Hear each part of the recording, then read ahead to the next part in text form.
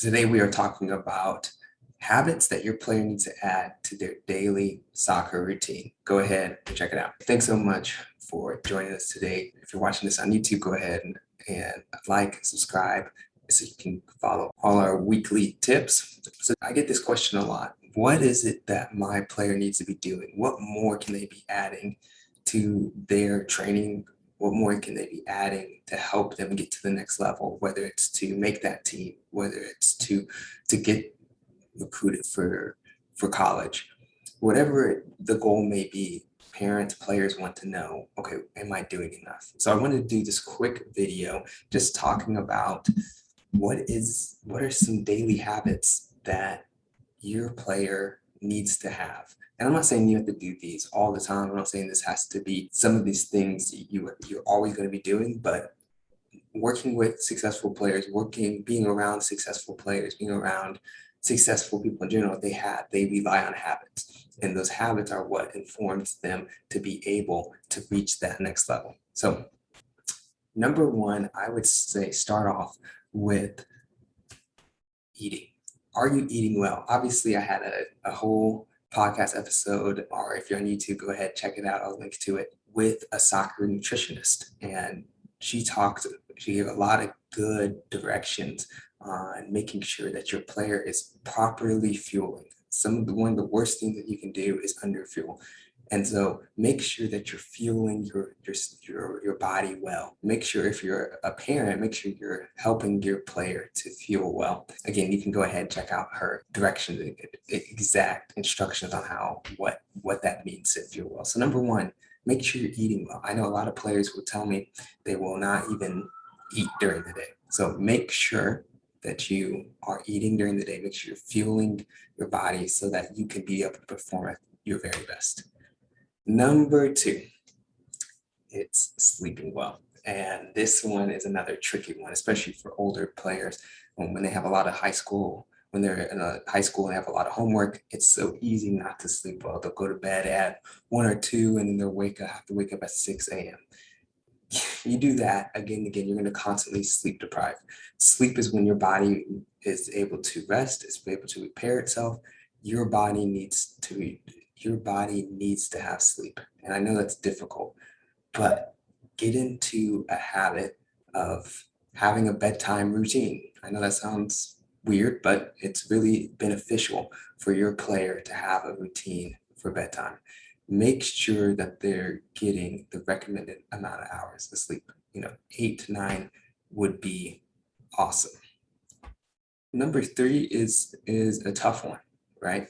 And that is limiting social media, limiting this screen time.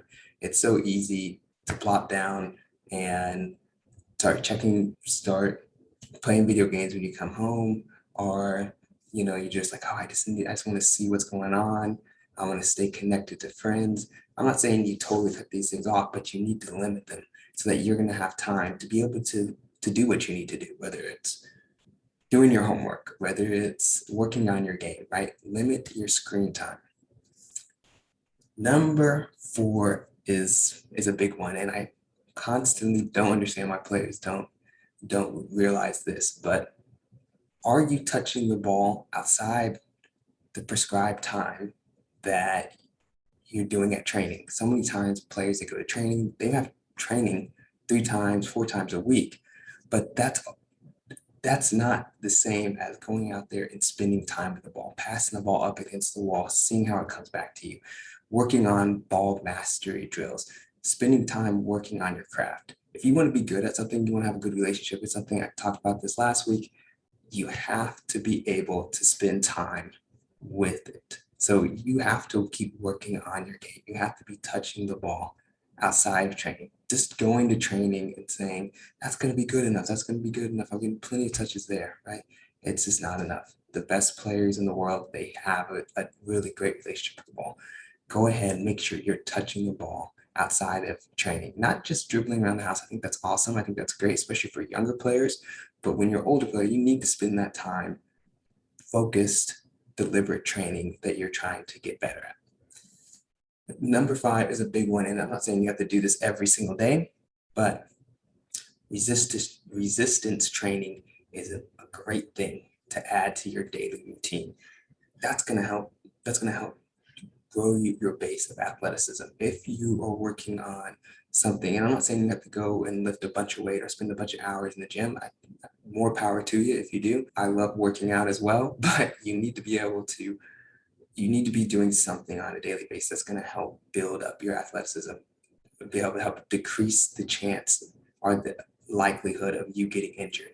Unfortunately, I had a player recently in my program who didn't necessarily like to go to the gym and unfortunately suffered a tough injury when it came to, came to their lower extremity. So really important, take care of your body, make sure you're doing that resistance training, because again, it's going to give you that base of athleticism, protect the joints, protect all those things that you need to be able to do so that you can be consistent and perform at the highest level possible.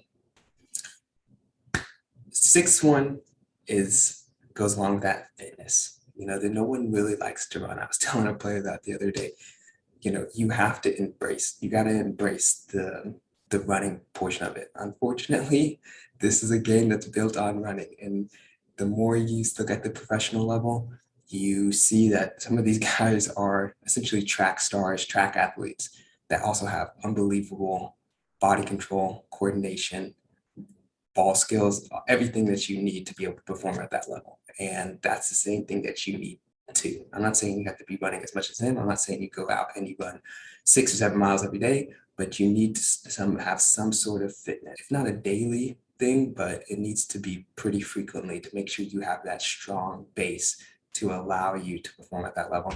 And it's obviously different if you're in season. I'm not saying you need to be running 4 or 5 times a week if you're playing a season, but you need to be doing something that's going to make sure you keep that aerobic base. And then finally, great one, and this one should be for everybody, is watch film, watch the game. Understand, I'm not saying you have to go and you should be watching hours and hours of film every single day, but you should, if you have the capability, or your club or if your team films the game, go ahead, watch the game.